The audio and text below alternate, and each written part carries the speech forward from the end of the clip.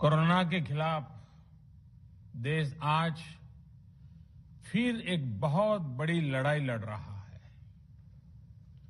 कुछ सप्ताह पहले तक स्थितियां संभली हुई थी और फिर एक कोरोना की दूसरी वेव तूफान बनकर आ गई। जो पीड़ा आपने सही है, जो पीड़ा आप सह रहे हैं, उसका मुझे पूरा एहसास है।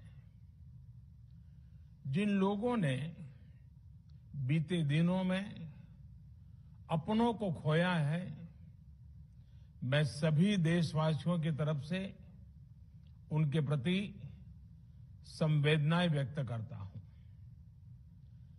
परिवार के एक सदस्य के रूप में मैं आपके दुख में शामिल हूं।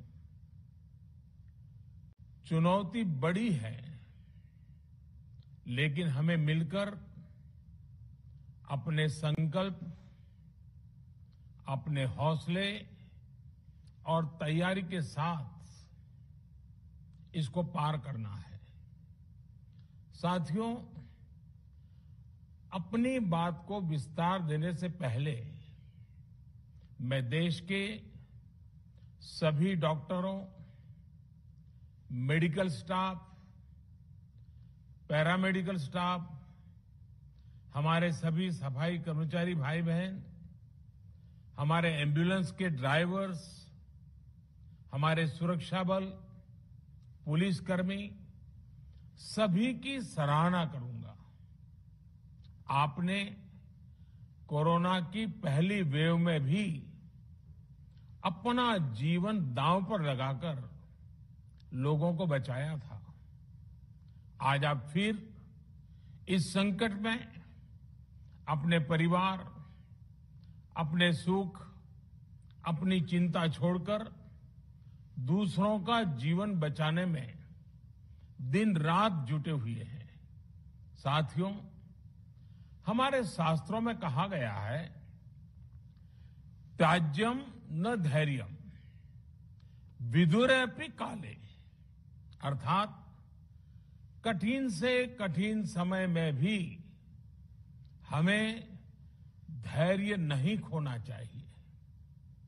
किसी भी परिस्थिति से निपटने के लिए हम सही निर्णय लें, सही दिशा में प्रयास करें, तभी हम विजय हासिल कर सकते हैं।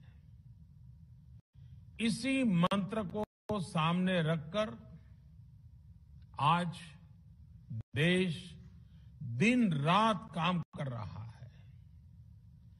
बीते कुछ दिनों में जो फैसले लिए गए हैं, जो कदम उठाए गए हैं, वो स्थिति को तेजी से सुधारेंगे।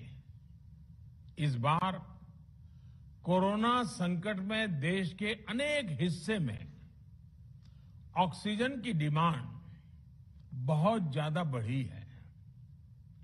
इस विषय पर तेजी से और पूरी संवेदनशीलता के साथ काम किया जा रहा है।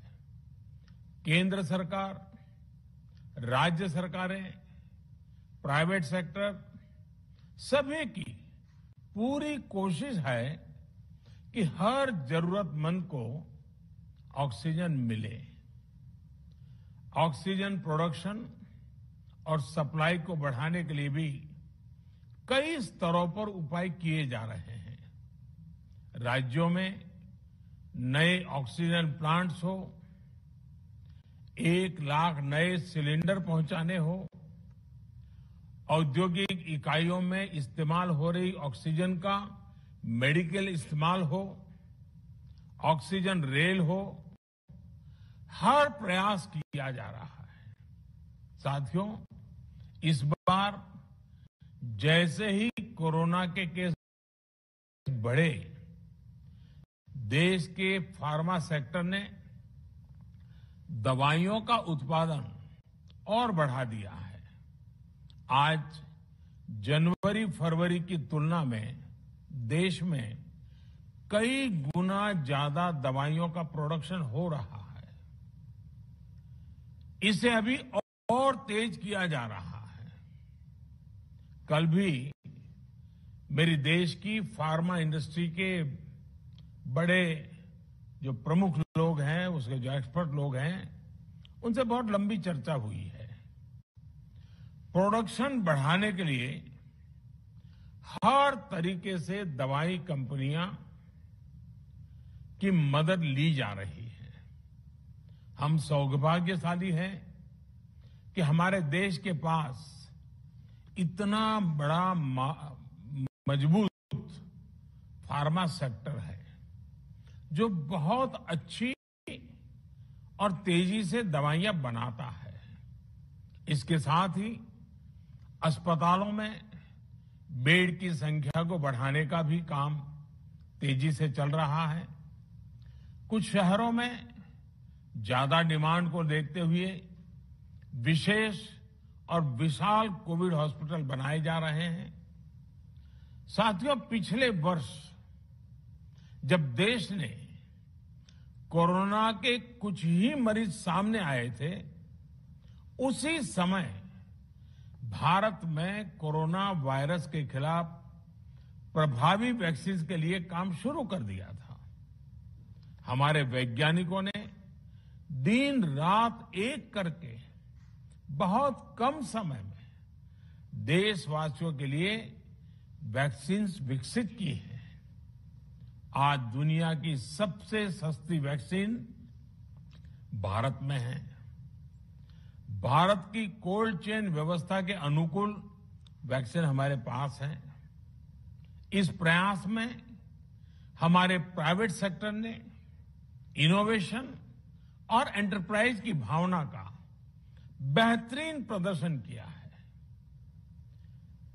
वैक्सीन्स की अप्रूवल्स और रेगुलेटरी प्रोसेसेस को फास्ट ट्रैक पर रखने के साथ ही सभी साइंटिफिक और रेगुलेटरी मदद को बढ़ाया गया है।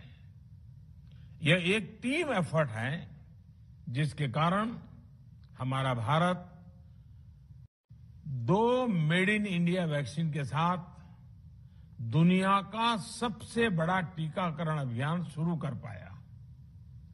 टीकाकरण के पहले चरण से ही गति के साथ ही इस बात पर जोर दिया गया कि ज्यादा से ज्यादा क्षेत्रों तक, जरूरतमंद लोगों तक वैक्सीन पहुंचे।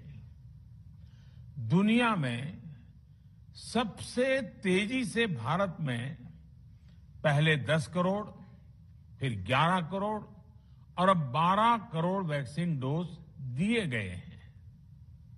आज कोरोना से इस लड़ाई में हमें हौसला मिलता है कि हमारे health care workers, frontline corona warriors और सीनियर सिटीजन्स के एक बड़े हिस्से को वैक्सीन का लाभ मिल चुका है।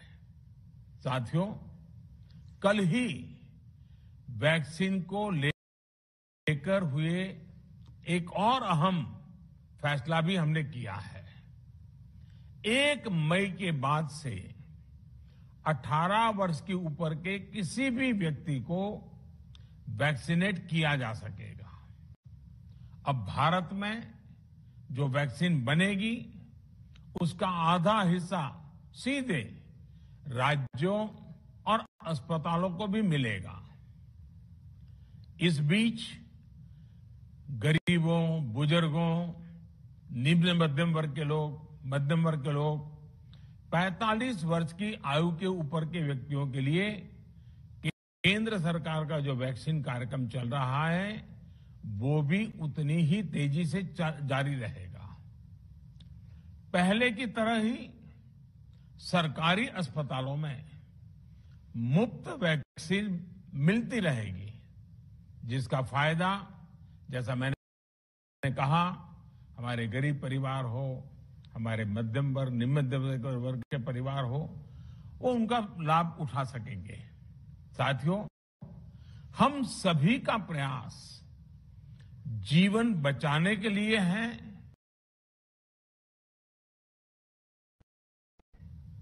और जीवन बचाने के लिए तो है ही।